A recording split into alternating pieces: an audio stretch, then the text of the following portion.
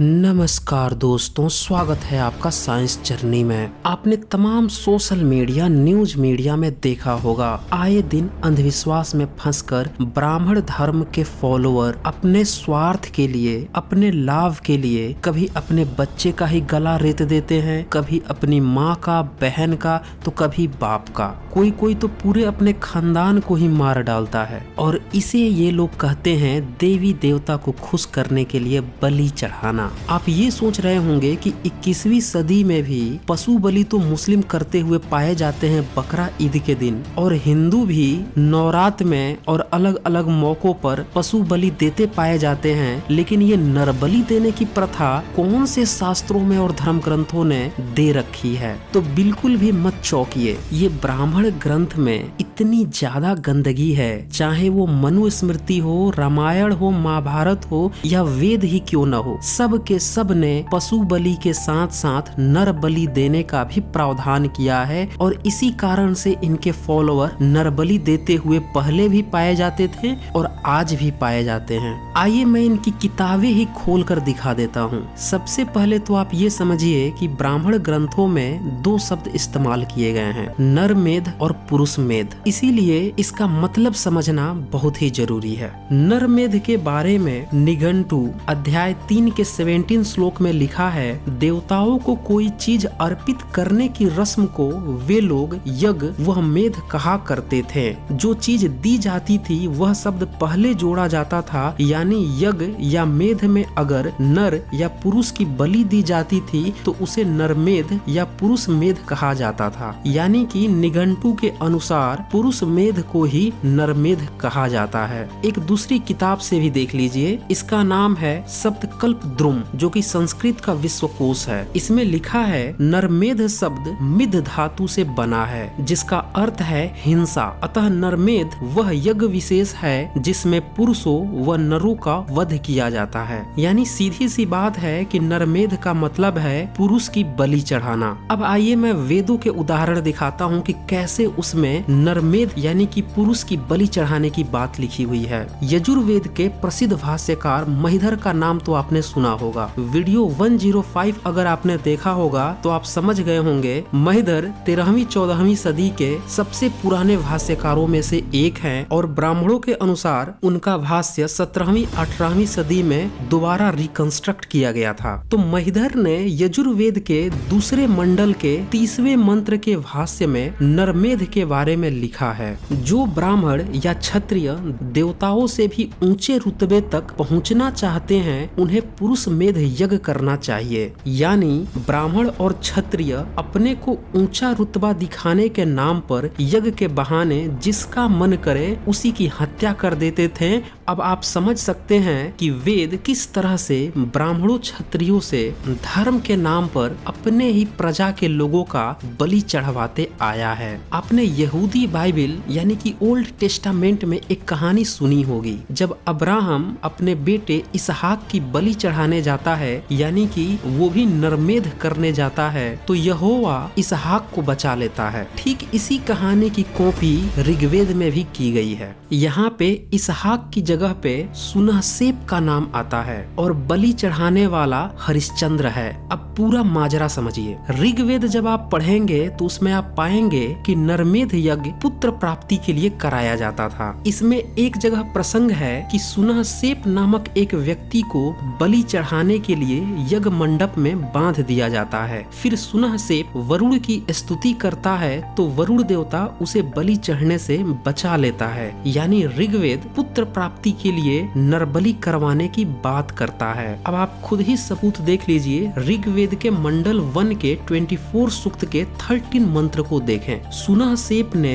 घृत और 3 काठों में आबद्ध होकर अदिति के पुत्र वरुण का आह्वान किया। विद्वान और दयालु वरुण ने सुनहसेप को मौत के मुंह से बचाया। ये अनुवाद किया है डॉक्टर सुरेंद्र कुमार शर्मा अज्ञात जी ने। आइए मैं इस मंत्र का वेरिफिकेशन भी करा देता हूँ। एक दूसरे भाष्यकार हैं आचार्य वेदांत तीर्थ। उन्होंने अपने ऋग्वेद भाष्य में इसी मंत्र का अनुवाद किया है। 3 स्तंभों में बंधे सुनहसेप ने अदिति पुत्र वरुण को पुकार कर कहा कि वे विद्वान और अटल निश्चय वाले वरुण देवता हमारे पासों को काटकर हमें मुक्त करे। यानी वेदांत तीर्थ तो क्लियर कर देते हैं कि सुनहसेप जो यज्ञ स्थान पर बांध के रखा गया था उसकी तो गर्दन कटने ही वाली थी, लेकिन उसने वरुण की स्तुति कर खुद को बचा लिया। अब चूंकि वेद तो चोरी का माल है, भारत में 13वीं-14वीं सदी में महिधर उवट सायण ने इसका भाष्य करके लोगों को इसका मतलब समझाया था, जो 20वीं सदी में दयानंद सरस्वती ने उसको भी खारिज कर दिया कि वो लोग वेद के बारे में जानते ही नहीं थे। यानी कि दयानंद सरस्वती के अनुसार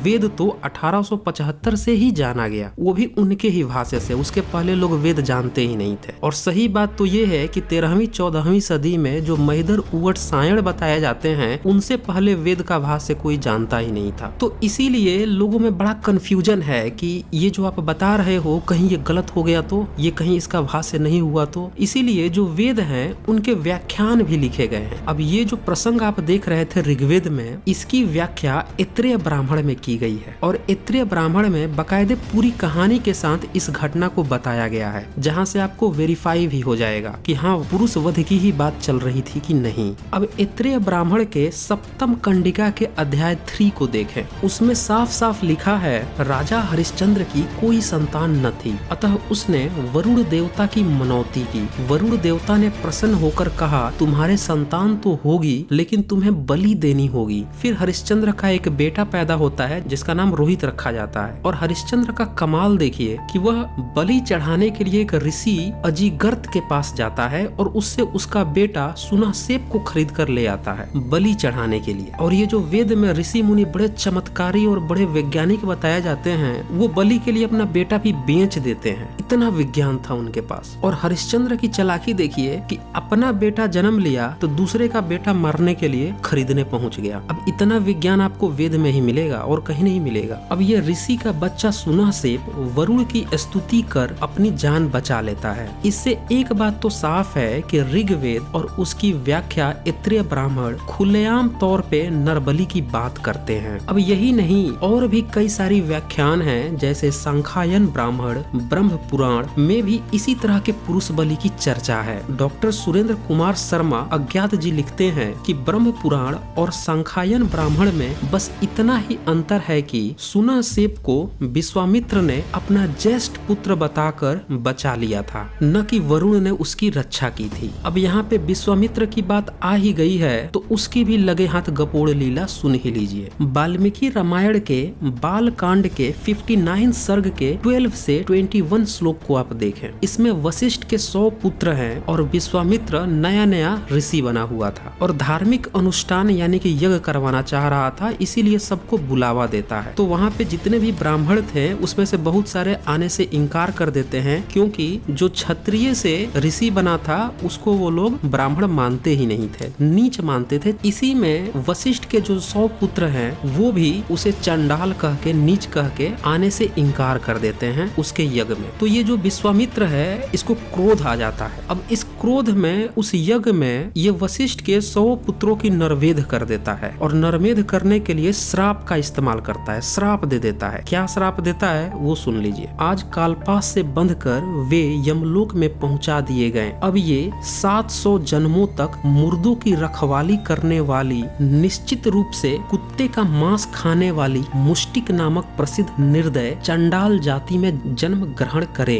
अब कुत्ते का मांस खाना ब्राह्मणों के लिए कोई नई बात तो थी नहीं। अगर आपने मेरी वीडियो 103, 106 देखा होगा तो उसमें मैंने बकायदे 3 वेद खोल के दिखाए हैं, जिसमें साफ साफ ब्राह्मण कहते हैं कि वे कुत्ते की अतड़ी पका के खाए थे। खैर, इस पूरे प्रसंग का निचोड़ यह था कि ब्राह्मण ग्रंथ हमेशा यह प्रेरणा देता है कि अपने लाभ के लिए दूसरों की बलि चढ़ा दो। भेदभाव, नीचता, छुआछूत इनमें तो कूट कूट के भरा ही है। जैसे वशिष्ठ के पुत्र ब्राह्मण थे तो उनने विश्वामित्र से भेदभाव किया। अब सोचिए, ये सतयुग की बात चल रही है। वैसे तो ये काल्पनिक है, लेकिन जो लोग सही मानते हैं उनके लिए बता रहा हूँ। सतयुग में ब्राह्मण ने क्षत्रिय को ऋषि बनने के बाद भी ऋषि नहीं माना, यानी ब्राह्मण नहीं माना। यानी कि इस समय नहीं, जो काल्पनिक किताबें हैं, कथा कहानियां हैं, उसमें भी ब्राह्मण जन्म से ही बनता था। कोई झूठ मूठ का ढोंग कर ले कि हम बन गए ऋषि, लेकिन उसे बाकी ब्राह्मण मानते नहीं थे कि तुम ब्राह्मण हो। और दूसरा देखिए कि वो उसके यज्ञ में नहीं आए विश्वामित्र के, तो विश्वामित्र ने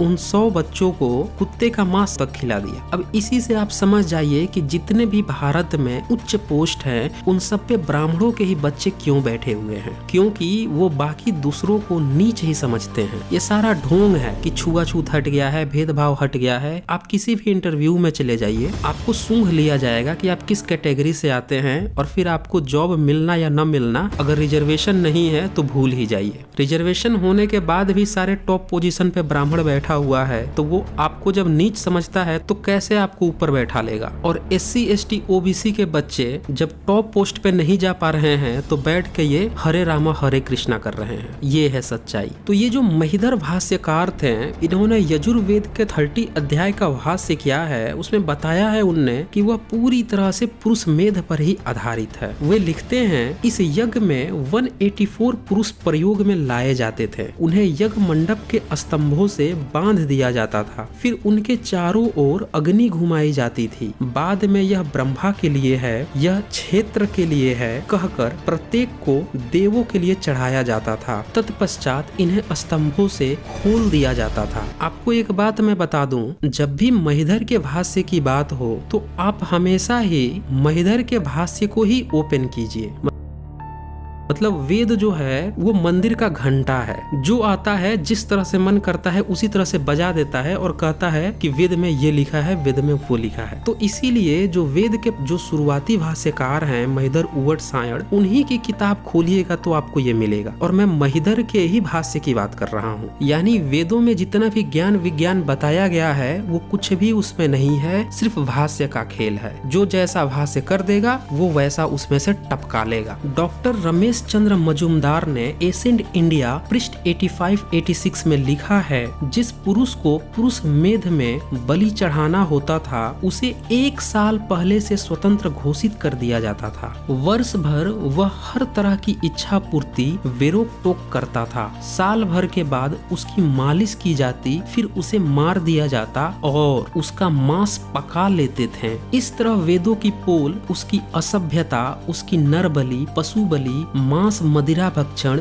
बाप बेटी के व्यभिचार जो कि वीडियो 104 में मैंने दिखाया भी है, ऋषियों के व्यभिचार जो कि मैंने वीडियो 49 में दिखाया है, पशुओं के साथ संभोग वीडियो 105 में मैंने दिखाया है, जैसी अमानवीय प्रथाएं 19वीं 20वीं सदी में खुलने लगी, क्योंकि अंग्रेजों ने उस समय शूद्र वर्ग को भी पढ़ने का अधिकार दे दिया। इतनी बड़ी पोल खुलते देखकर ब्राह्मणों ने अपनी एक नई ब्रांच आर्य समाज खोल ली थी। और देखिए ये वही दौर था कि उसी समय सम्यक मार्ग के भी बहुत सारे प्रमाण मिल रहे थे, तो सम्यक मार्ग को फिर से जमींदोज करने के लिए ही आर्य समाज खोला गया। आप थोड़ा ध्यान से देखिए, ऐसा माना जाता है कि बौद्ध ग्रंथों में पशु बलि नहीं है, तो आर्य समाज ने भी यही कहा कि वेदों में तो पशु बलि है ही नहीं, बिल्कुल शाकाहार है, और जबरदस्ती उसका भाष्य बदलने लगे। दूसरा देखिए, पाली में आर्य होता है जिसको हिंदी में लोग श्रेष्ठ बोलते हैं, आर्य बोलते हैं, उस शब्द को भी कब्जा के इसने अपने संस्था का ही नाम आर्य समाज रख लिया। और चूंकि बुद्ध मार्ग पूरे विश्व में फैला था, रेशनल विचारधारा थी उसकी, तो आर्य समाज ने भी अपने को ब्रॉड करने के लिए कुछ अंग्रेजों से कॉपी कर लिया, कुछ ईसाइयों से कॉपी कर लिया, कुछ मुस्लिमों से कॉपी कर लिया और बाकी सबको गाली देना शुरू कर दिया। खैर इस पे मैं एक अलग ही वीडियो बना दूंगा। तो यहाँ कहने का मतलब ये था कि आर्य समाज ने वेद का भाष्य बदलने शुरू कर दिया, और इस चक्कर में इनने जो वेदों में नरमेध यानी पुरुष की बलि चढ़ाने की जो बात थी उसको भी बदलने का प्रयास किया। 1875 में दयानंद सरस्वती ने सत्यार्थ प्रकाश की जो पहली कॉपी प्रकाशित की थी उसमें उन्होंने बताया कि नरमेध में नर का मतलब पुरुष नहीं है बल्कि पशुओं में जो नर है। देखिए इतनी सारी किताबों से मैंने हवाला दिया जो कि आपको पुरुष ही बता रहे थे, लेकिन 1875 में दयानंद सरस्वती ने कहा कि नहीं, अब ये पुरुष है ही नहीं, पशु है। दरअसल आर्य समाज पहले ये क्या करते हैं कि वेद का भाष्य बदल दिए और फिर क्या करते हैं कि जितने भी बाकी किताबें हैं कहते हैं हैं कि अब वो वेद के अनुरूप नहीं है तो उसका भी भाष्य बदल दो, और नहीं बदला जा सकता है तो कहते हैं कि अब वो मिलावटी है। दयानंद सरस्वती का ही एक चेला था जिसका नाम था भीमसेन शर्मा। बाद में वो उनका सहयोगी बन गया और 1922 में उसने एक किताब लिखी नरमेध यज्ञ मीमांसा। उसके पेज 6 पे लिखा कि नरमेध शब्द का अर्थ मनुष्य की हिंसा के निषेधार्थ बुद्धिमानी से अवश्य किया गया है, परंतु मंत्र ब्राह्मणात्मक वेद के अनुकूल नहीं है क्योंकि यह पुरुष मेध यज्ञ के विधान के सर्वथा विरुद्ध है। मतलब साफ है, पहले इन लोगों ने वेद का अर्थ बदला और अब कह रहे हैं कि बाकी किताबों में जो लिखा हुआ है मतलब वो भी गलत है क्योंकि वो वेद के ही अनुरूप नहीं है। इस तरह से आर्य समाज का कंसेप्ट आगे बढ़ा है। अब एक और उदाहरण लगे हाथ देख ही लीजिए। यजुर्वेद के 31 अध्याय का जो 15 मंत्र है उसका अर्थ देखिए, वहां से आपको पता चल जाएगा कि ये कितना लीपापोती करते हैं। इसका अर्थ है इंद्र आदि देवताओं ने पुरुषमेध किया और पुरुष नामक पशु का वध किया। अब बताइए यज्ञशाला में कोई पशु आएगा उसका नाम पुरुष रखा जाएगा, लेकिन नरमेध यज्ञ को इतना करने के बाद भी ये बचा नहीं पाए। उसकी पोल पट्टी इतनी गहरी है कि वो जितना ही छुपाते हैं उतना ही उभरती है। ये तो सिर्फ ट्रेलर था, अभी इसके बारे में कुछ और भी इससे बेहतर पॉइंट हैं जो नेक्स्ट पार्ट में आएंगे। तो दोस्तों इस वीडियो को ज्यादा से ज्यादा शेयर कीजिए ताकि समस्त भारतीयों को पता चल सके कि ये जितने भी ब्राह्मण ग्रंथ हैं, चाहे वो वेद हो, रामायण हो, महाभारत हो या कोई भी ब्राह्मण ग्रंथ हो, ये सब के सब अपने स्वार्थ साधना की ही शिक्षा देते हैं। अपने फायदे के लिए किसी दूसरे के बच्चे को मरवा देंगे, किसी की हत्या करवा देंगे, अपने बच्चे को बेच देंगे, और इसीलिए समाज में अब भी कुछ मानसिक विक्षिप्त पाए जाते हैं जो कि अभी भी नरमेध यानी कि इंसानों की भी बलि देते हुए पाए जा रहे हैं। इसीलिए जितना जल्दी हो सके वेदों को छोड़िए, सारे धर्म ग्रंथों को छोड़िए और वापस इंसानियत पर लौट आइए, मानवता पर लौट आइए। इसके साथ ही दोस्तों मैं आपसे ये भी कहना चाहूंगा कि साइंस जर्नी अब सोशल मीडिया के अन्य प्लेटफॉर्म जैसे इंस्टाग्राम, फेसबुक के बाद अब ट्विटर पे भी आ गया है। डिस्क्रिप्शन में लिंक मैंने दे दिया है, उस पर क्लिक करके आप वहां भी हमें फॉलो कीजिए। तो आज बस इतना ही, धन्यवाद।